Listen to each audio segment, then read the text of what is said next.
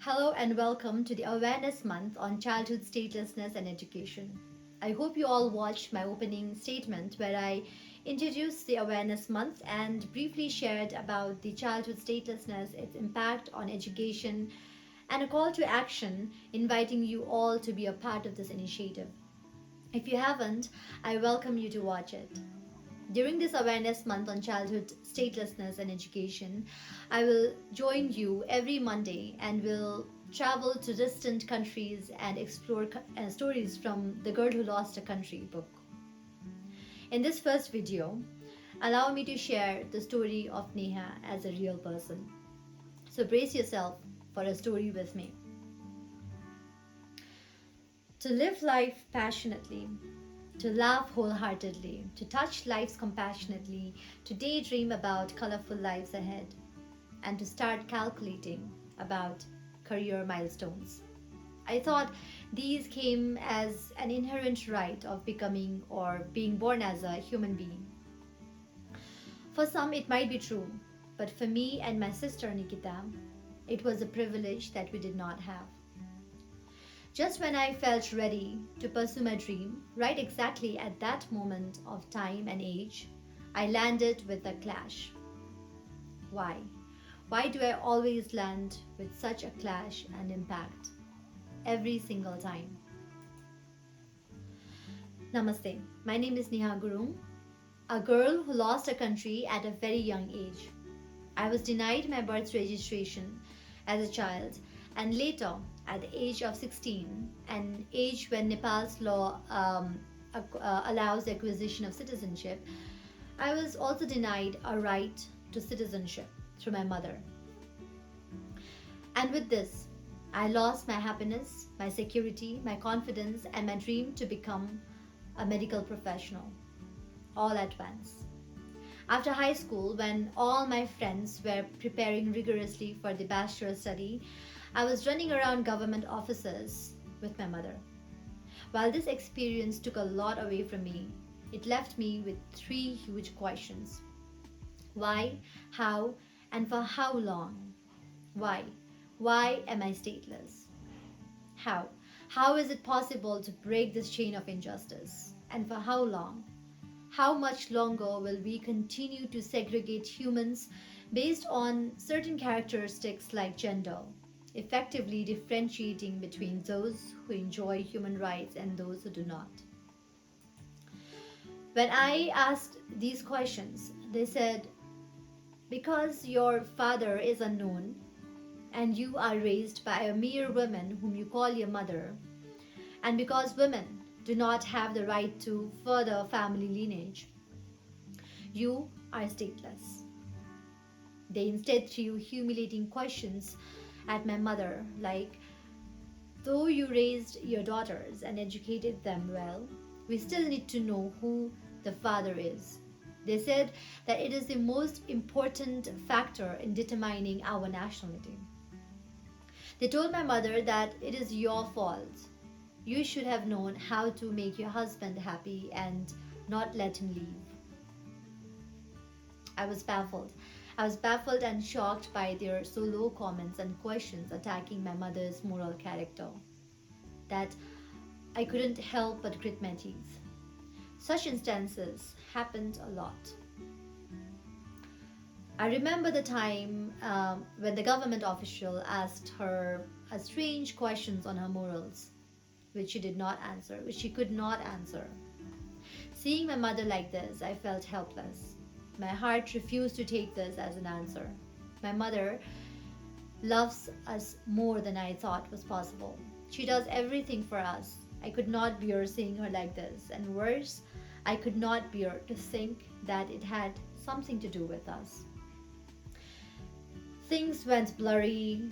I felt dizzy. There was a sharp ringing sound in my ears. I could see people moving their lips but could not hear them. My legs went wobbly and my eyes closed. The last thing I saw was my mom's feet. But, unlike the Supergirl in the book, the real Neha did not land in Netherlands or meet Lucas or have a magic coin.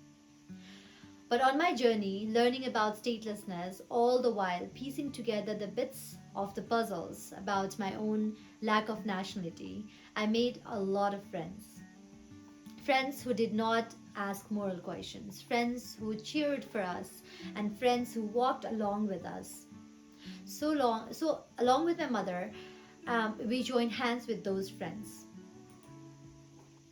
And when no door seemed to open up for an answer, my mother filed a case in the Supreme Court of Nepal. My mom, she is unstoppable. You throw stones at her and she builds house out of it. She took this mission to fight for justice.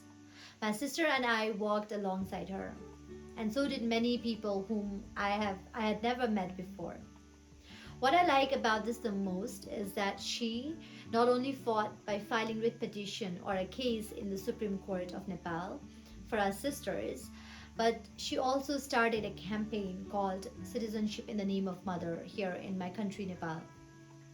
It involved lawyers, activists, students, civil society organizations, women and men from all walks of life, national and international supporters, leaders, and influencers, and most of all, people with lived experience of discriminatory nationality laws. And this campaign, this movement was one of the very strong elements in determining the new constitution of our country. Days passed to months and months to years. Disappointments, humiliations, and failures, we faced everything head on. My mother was successful in fighting the legal battle for me and my sister, and now we are citizens of our country. Nepal, and of also this world actually.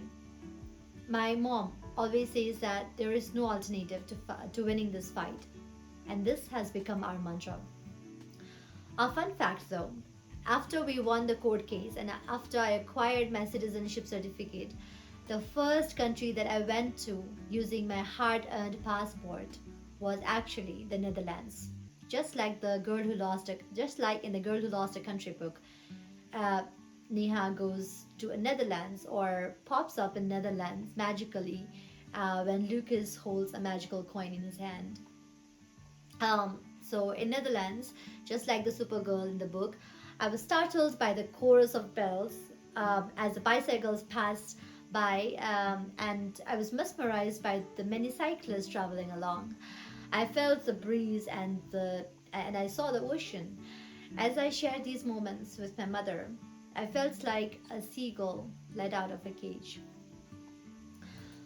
Currently, as I speak to you, my dear friends, in 24 countries around the world, women still do not have equal rights with men to give the nationality to their children. Nepal is one of these countries. It is wrong to treat mothers like that. In other countries, such as Dominican Republic and Malaysia and other countries, ethnic and religious discrimination deprives millions other children of their nationality. All over the world, there are children like yourselves unable to meet their full potential because they are stateless.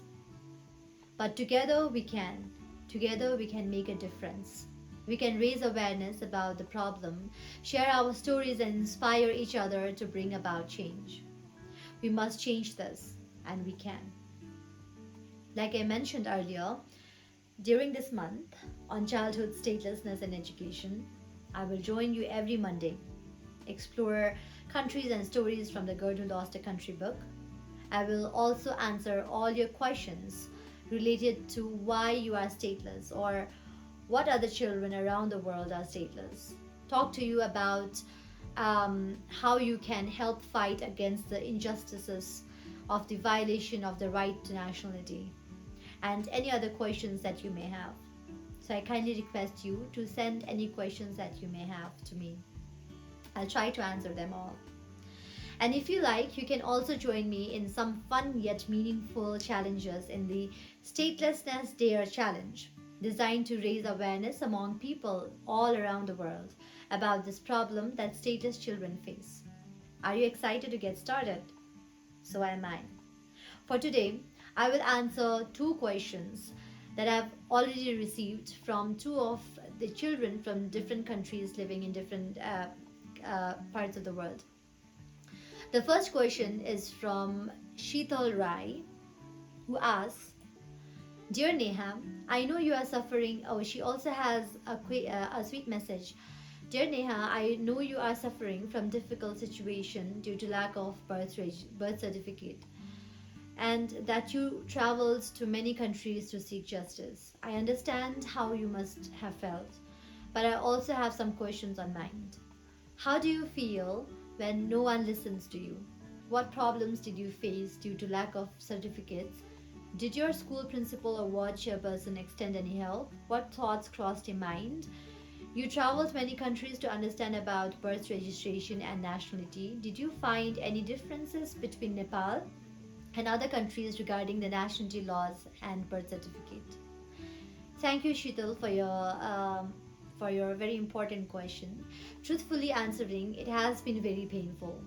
Yes. But after a while, I started seeing light at the end of the tunnel. Through this pain, I realized that many children are facing similar problems like me. I dreamt of becoming a doctor when I grew up. Um, when I was stopped from studying medicine and becoming a doctor, I was extremely sad. It was the lowest point in my life. Then one of my guiding angel whispered to me that, so what if you cannot become a doctor? Become a lawyer. So what if you cannot wear a white coat and treat the sickly people? Wear a black coat of a lawyer and treat the sickly society. So what if you cannot become who you wanted, become who you needed to be? So you see, I then became a lawyer. And now I'm helping children who are suffering from statelessness, and I try to find justice for them. Though the law restricted me to get citizenship in the beginning, along with my family and so many other peoples who really helped us, so many good people who really helped us, we really fought and we won. We changed so many laws, and now many children have started to acquire citizenship and birth certificates now. But there still is so much more to do. There are many different countries, different situations in different countries compared to Nepal around the world, and in some countries they have similar situations as well. But what is more important is that children are suffering, and in many ways that must stop. Many a times an individual can bring changes, and many a times we become stronger if we work together as a group and as a unit. Together, if we hold hands and really fight for this cause, we can really change this. So thank you for asking this very important question. Let me go to the next question, and this question has been asked by another children, but he or she chooses to remain anonymous. And they ask, Dear Neha, why should we have our birth certificate? And why is it important for a person? How many other countries have this kind of problem? Thank you very much for bringing out this important question, this important issue. There are many various reasons for the birth registration um, not being registered by the authorities. Some of which are, let me share some reasons. For instance, the reason we need birth registration is actually because, or fundamentally because, when a child is born in um, a country would like to know the announcement of the child's birth. So the country knows how many children are born in this year and who. When a country keeps a track of children's births, they are also recording many things simultaneously. For example, how many children are of what age at this period of time, and etc. This will help the country to calculate the demography as well. This way, they will be able to plan their current resources to help children to grow and develop in a secured ways. Also, birth registration is the first document to establish your relationship with the country. These are just few, but of course, very important reasons why you need a birth registration certificate. Keep searching for more answers on your own. and be able to learn even more interesting things on the way. And in case you come across your interesting findings, do write to me so that I can share it here in the videos to your other friends too. And to your last questions, in how many countries such discrimination exists, I mentioned earlier, still in 24 countries around the world, women are not provided or do not have the equal rights as men to confer citizenship to their children. And due to these reasons, and due to various other reasons such as discriminatory or nationality laws that discriminates on the basis of race or ethnicity or immigration, and a lot of other various reasons, there are a lot of children who are facing this lack of documentation, lack of nationality that directly impacts on their right to education. So thank you everyone for listening to me, and thank you for those who have asked the questions, and I look forward to more questions in coming days. As we wrap up today, I will leave you with our first Statelessness Dare challenge. Today's challenge is simple. The world is can be a difficult place to live in, but a small act of kindness can make it a better place. I challenge you all to do at least one act of kindness. It could be to your friend, to your family member, or to your neighbor. And after you do that, you can write about it. And if you like, you can also share it with me. So that is a challenge for this week. Okay, kids, that's all for today. But I will be here again on 13th November, and hope you all will join again. Namaste.